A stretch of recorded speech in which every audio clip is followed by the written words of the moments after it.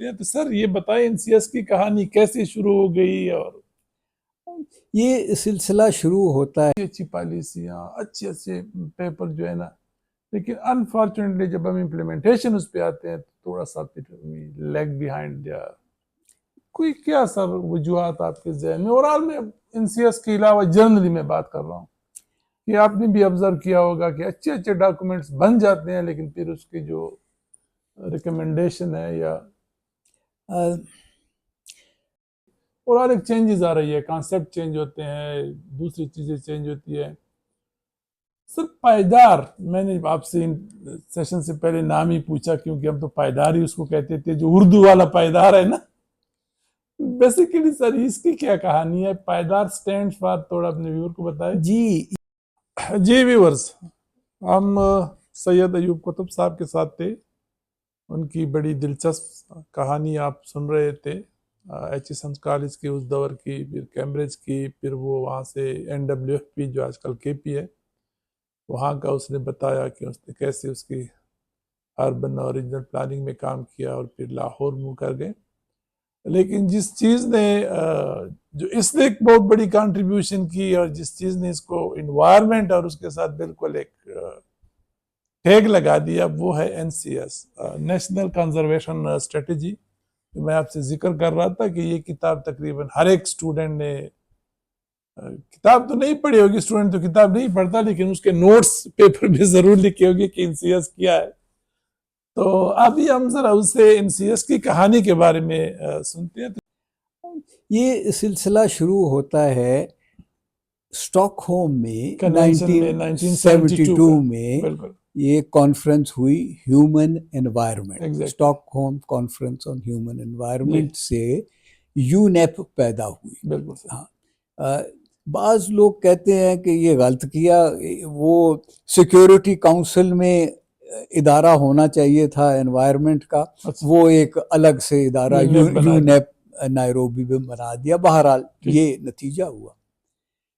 UNEP نے IUCN کو commission کیا کہ ایک اسٹریٹجی بنائی جائے ٹو پروٹیکٹ پلانٹ ارتھ. تو اس کے نتیجے میں IUCN نے ایک کنسلٹیٹیو پروسیس گلوبل لیول پہ کیا اور 3 بڑے اصول واضح کیے کہ جو ایکو سسٹم ہے جس پہ دنیا رہتی ہے وہ مینٹین ہو، جو ورائٹی آف لائف ہے، جینیٹک بایو ڈائیورسٹی، وہ پریزرو ہو، جرند پرند، جو لیونگ ریسورسز ہیں وہ سسٹینیبلی یوٹیلائز ہوں. اوور یوز ہوتی ہیں تو ڈسٹروائے ہو جاتی ہیں. یہ ورلڈ کنزرویشن اسٹریٹجی کے 3 آبجیکٹو تھے. اور اس کے بیسس پہ دنیا میں ایک نیشنل اور فیڈرل بیسس پہ یا پروونشل بیسس پہ کنزرویشن اسٹریٹجیز بننی شروع ہوئیں. کچھ ڈیولپڈ کنٹریز میں، کینیڈا میں، کچھ ڈیولپنگ کنٹریز میں، نیپال میں. پاکستان میں ایک 1986 میں ایک اسلام آباد میں ایک نیشنل کانفرنس ہوئی. اس نیشنل کانفرنس میں یہ پراسپیکٹس کے یہ اسٹریٹجی پاکستان کے لیے بنائی جائے ڈسکس ہوئی. اس کی پروسیڈنگز جو تھیں وہ مجھے کہا گیا کہ میں ایڈٹ کروں، اور ایک کتاب میں نے اس کی. اس وقت آپ جاب کر رہے تھے؟ میں PPAC میں تھا. میں PPAC میں ہی تھا. تو یہ ایڈیشنل کام تھا. PPAC نے بھیجا، جاؤ اپنا پیپر پریزنٹ کرو. میں نے بھی ایک پیپر پریزنٹ کیا 1986 کانفرنس میں. یہ اسپانسرز نے دیکھا کہ مجھے کام آتا ہے تو انہوں نے میری ذمہ داری لگا دی کہ میں اس کی پروسیڈنگز ایڈٹ کروں. وہ کتاب میں نے ایڈٹ کر کے IUCN کو دے دی. اس عرصے میں IUCN کو سپورٹ ملی the publication of the world conservation strategy, جس کو عام طور پہ برونٹلینڈ کمیشن رپورٹ کہا جاتا ہے. وہ بہت پاپولر ہوئی اور اس قسم کی اسٹریٹجیز کی ویلیو بڑھ گئی. تو IUCN کو کینیڈا سے مالی وسائل اور مل گئے اور گورنمنٹ آف پاکستان کی ایکسیپٹنس مل گئی کہ یہ کام پاکستان میں شروع کیا جائے. کینیڈا نے ایک قابل آدمی, عام کنسلٹنٹ نہیں, ایک آدمی بوڑھا 67 ایئرز آف ایج جو وہاں کی پروونشل اسٹریٹجی کو لیڈ کر چکا ہوا تھا, سپروائز کیا تھا, اس کا نام تھا ایلسٹر کریرار, اس کو بھیجا. وہ اور میں ہم نے یہ NCS کا پہلا میٹرکس انٹر ایکٹیو ڈائیگرام بنایا, جو ہم ایک پاکستان کے بہت سینئر اور ایکسپیرینسڈ اور نالجبل بیوروکریٹ تھے, AGN قاضی صاحب, ڈپٹی چیئرمین تھے پلاننگ کمیشن, ان کے پاس لے کے گئے. انہوں نے قبول کیا کہ وہ اس کی اسٹیئرنگ کمیٹی کو چیئر کریں گے, اور وہ تھرو آؤٹ اس کی اسٹیئرنگ کمیٹی کے چیئر رہے, اور ان کی گائیڈنس میں یہ اسٹریٹجی بنی. انہوں نے چند کی نالجبل لوگوں کو آئیڈینٹیفائی کیا کہ آپ ان لوگوں کو اپروچ کریں فار سیکٹر پیپرز. ہم نے یہ کام کر کے تو پھر جو آئیڈینٹیفائڈ سیکٹر نالجبل پرسنز تھے ان کو بلایا, اور ہم نے کہا کہ صاحب آپ نے اپنے سیکٹر کے تو بہت جانتے ہیں آپ اپنے سیکٹر کے بارے میں, مگر یہ NCS یہ نہیں ہے, اس نے دیکھنا ہے کہ آپ کے سیکٹر پہ انوائرمنٹ کا کیا امپیکٹ ہوا ہے اور آپ کے سیکٹر کی ایکٹیویٹیز انوائرمنٹ پہ کیا امپیکٹ کر رہی ہیں. دونوں یہ نیا فارمیٹ تھا. ہم نے کہا کہ اپنے سیکٹر کے بارے میں 1/4 سے زیادہ نہیں لکھنا, باقی انٹریکشن کے بارے میں لکھنا. یہ آئیڈیا پسند آیا آتھرس کو. ہم نے اسٹائپنڈ بہت تھوڑا سا دیا, صرف 15,000 روپے, وہ اس وقت بھی کوئی رقم نہیں تھی, مگر یہ اس آئیڈیا کے پیچھے لوگوں نے بہت محنت سے بہت محنت سے 17-18 بیک گراؤنڈ رپورٹس تیار ہوئیں جو NCS کا پہلا حصہ ہیں, state of the environment report. Sir کیا سمجھتے آپ, کنزرویشن اسٹریٹجی تھی, پھر نیشنل بنی, پھر جب میں KP میں DG تھا تو SPCS بنی, سرحد پروینشن, پھر ہم نے تو ڈسٹرکٹ لیول پہ بھی بٹ آباد کنزرویشن اسٹریٹجی اور غالباً چترال کنزرویشن, لیکن وہ ایک ایرا تھا, شاید آپ سمجھ رہے ہیں کہ وہ ختم ہو گیا. ابھی جو سسٹینیبل ڈیولپمنٹ کا نئے کانسیپٹ آ گئے, یا اسٹل اٹ از, کیا سمجھتے ہیں سر آپ؟ اچھا صاحب بات کرتے ہیں, آپ نے بات بہت دلچسپ کی ہے. میں ان کانسیپٹس کا اوور لیپ اور ان میں فرق جو ہے وہ کلیریفائی کچھ حد تک کر سکتا ہوں, کچھ کروں گا. ہم نے اپنے پروسیس میں پھر پروونشل ورکشاپس کی اور لوگوں سے ایگزامپل اس ورکشاپس میں پروڈیوس کروائے آف سسٹینیبل ڈیولپمنٹ ڈیمونسٹریشن, اور اس کا بہت اچھا فیڈ بیک ہوا. یہ دوسرا حصہ بن گیا نیشنل کنزرویشن اسٹریٹجی کا. فائنل حصے میں ہم نے اس کو تراشا, جو اس کے ایکشنیبل پروگرام تھے وہ آئیڈینٹیفائی کیے, ان کا ایک بجٹ ایسٹیمیٹ کیا, اور یہ ڈاکیومنٹ بن گیا.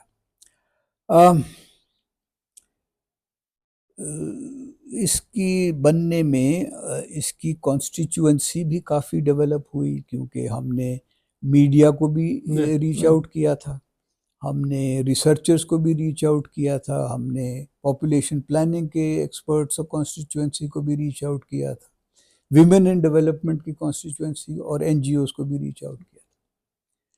تو جب 1992 میں فیڈرل گورنمنٹ نے اس کو اپروو کیا فارملی, تو ہمیں لگ رہا تھا کہ اس کے اچھے چانسز ہیں امپلیمنٹ ہونے کے. ایسا ہوا نہیں.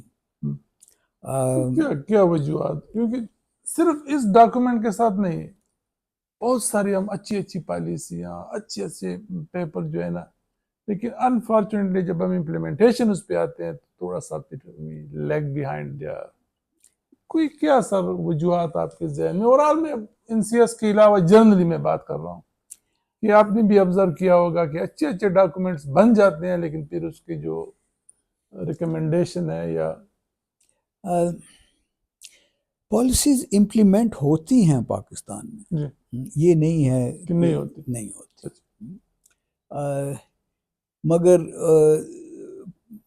پالیسیز جو ڈاکیومنٹس کی حد تک رہ جاتی ہیں وہ ایک ہیں، اور جو پالیسیز امپلیمنٹ ہوتی ہیں وہ اور ہیں۔ تو صاحب میرے خیال میں NCS کے پیچھے کچھ ایشوز ایسے ہیں جو ڈاکٹر محبوب الحق اپوزڈ تھے۔ ڈاکٹر محبوب الحق نے کہا تھا کہ یہ ابھی پاکستان کے لیے نہیں موضوع، یہ انہوں نے کہا کہ پاکستان کو اور ساؤتھ ایشیا کو سسٹینیبل ہیومن ڈیولپمنٹ چاہیے۔ اس کے ان کے پاس بڑے کلیئر سیکوینس تھا۔ ڈاکٹر محبوب الحق کہتے تھے کہ پہلے لوگوں کو امپاور کرو ہیلتھ اور ایجوکیشن کی انویسٹمنٹ سے، اس کے بعد جب وہ امپاور ہو جائیں تو ان کی پروڈکٹیوٹی بڑھاؤ۔ جب پروڈکٹیوٹی بڑھے گی، GDP بڑھے گا، تو آپ ایکویٹی زیادہ آسانی سے لے کے آ سکتے ہو، اور اس کے بعد سسٹینیبلٹی کے بارے میں سوچو۔ مجھے جب پیش کیا گیا ڈاکٹر محبوب الحق کے سامنے تو ان کی اسمائل، نالجبل اسمائل آج تک یاد ہے۔ تو بہرحال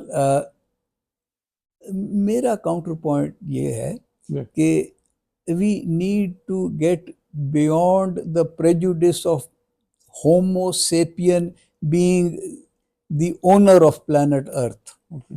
We need to move beyond human geography.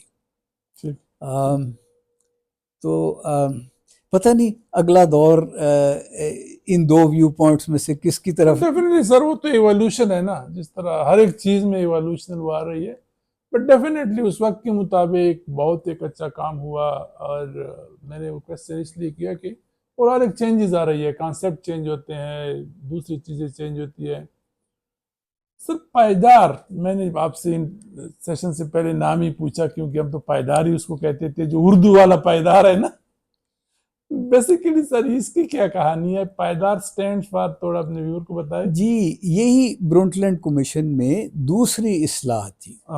پہلی سسٹینیبل ڈیولپمنٹ تھی، دوسری انہوں نے جو ٹرم دی وہ انوائرمنٹ ہائفن ڈیولپمنٹ، کہ انوائرمنٹ اور ڈیولپمنٹ ایک ہی کوائن کے دو حصے ہیں، دو فیسز ہیں۔ تو اس لیے ہم نے انوائرمنٹ ڈیولپمنٹ کو چنا، جو میرے نزدیک سسٹینیبل ڈیولپمنٹ سے کم لوڈڈ لفظ ٹرمینالوجی ہے۔ اور جو ایکشن ریسرچ ہے وہ ایک اٹالین فلسفی تھیورسٹ تھے گرامسکی، ان کی تھیوری آف پریکٹس تھی کہ آپ کچھ چیز کرتے ہیں، پھر آپ اس پہ ریفلیکٹ کرتے ہیں، اور پھر وہ ریفلیکشن جو ہے وہ اگلے سٹیپ کو گائیڈ کرتی ہے، اگلے ایکشن کو۔ تو آپ انسانوں کو ایز آبجیکٹس آف ریسرچ نہیں ٹریٹ کر سکتے۔ انسان جس کو آپ دو آنکھوں سے دیکھتے ہیں، وہی دو آنکھوں سے وہ آپ کو واپس دیکھ رہا ہوتا ہے۔ تو اس لیے جب آپ کمیونٹیز کے ساتھ کام کرتے ہیں تو آپ نے ان کو چیزوں کی طرح نہیں ٹریٹ کرنا، آپ نے ان کو اس ریسرچ میں شامل کرنا ہے۔ یہی دو پائیدار کے اصول تھے کہ ہم نے انوائرمنٹ اور ڈیولپمنٹ میں پارٹیسپیٹری۔ پائیدار کی سر کیا تھی؟ گورنمنٹ کچھ فنڈ دیتی؟ نہیں، وہ کچھ کوئی بھی گرانٹ کبھی نہیں ملی، وہ تو ہم پروجیکٹ لے کے جاتے تھے، پروجیکٹ کبھی کسی ڈونر کے، کبھی کسی ڈونرز کے، کبھی کسی ڈونر کے، اچھا اس سے جنریٹ کرتے تھے. اسی بیسس پہ 30 سال کام ہوا. اور جی جو پائیدار کے دو بڑے کام ہیں میں سمجھتا ہوں وہ انوائرمنٹ ایجوکیشن کا کام ہے. وہ میرا کام نہیں ہے، وہ میری لیٹ وائف عطیہ قطب کا کام ہے. تو انہوں نے اس کو پھیلایا. 30 سال میں میرے خیال میں 4 لاکھ سے زیادہ بچے اس میں انگیج ہوئے، 200 اسکولوں میں، پشاور سے لے کے کراچی کوئٹہ تک. تو ایک اپروچ دی کہ چائلڈ سینٹرڈ انوائرمنٹل ایجوکیشن ہونی چاہیے، ٹیچر سینٹرڈ نہیں ہونی چاہیے، ایکٹیویٹی سینٹرڈ ہونی چاہیے، ٹیکسٹ بک سینٹرڈ نہیں ہونی چاہیے. تو وہ دوسری کیا سر اچیومنٹ ایک تو آپ نے انوائرمنٹل ایجوکیشن میرا کام جو کہ اگر آپ جو کی میں مرحومہ وائف کی کنٹریبیوشن ہے، میرے کام میں اگر جو میں کچھ سوچتا ہوں تو پنجاب میں نے کے پی سے یہ پی سی پی ایل یہ متعارف کرایا. پہلے پنجاب کی آن فارم نے بہت رزسٹ کیا. پی سی پی ایل سسٹینڈ فار میں بتاتا ہوں. 1980 سے ہم واٹر کورس اینٹوں سے لائن کر رہے ہیں. بالکل. اینٹیں جو ہیں وہ چند سالوں کے بعد ان میں دراڑ پڑ جاتے ہیں، وہ ان کا جو نیچے بیڈ ہوتا ہے وہ ڈرائی ہو گیا ہوتا ہے، تو اتنا ہی پانی ضائع ہوتا ہے جتنا اگر جو ہم لائن نہ کرتے اینٹوں سے. اس کے برعکس یہ ایک پری کاسٹ سیمنٹ کا لائننگ ہے، سلیب ہے، اور یہ زیادہ لاسٹنگ ہے. یہ اس کے اندر سریا نہیں ہوتا، یہ اپنے ہجوم میں بیٹھا رہتا ہے اور اس کی دراڑ پڑنے کی چانس کم ہے. تو پہلے یہ صوبہ سرحد میں انڈونیشیا سے یا سری لنکا سے آیا، وہاں یہ استعمال ہونا شروع ہوا. انفارم واٹر مینجمنٹ پروجیکٹ بہت بڑا. جی. تو ہم نے اس کو پنجاب میں پائلٹ سکیل پہ لے کے گئے 1992 سے 2003 تک. تو کامیاب ہوا.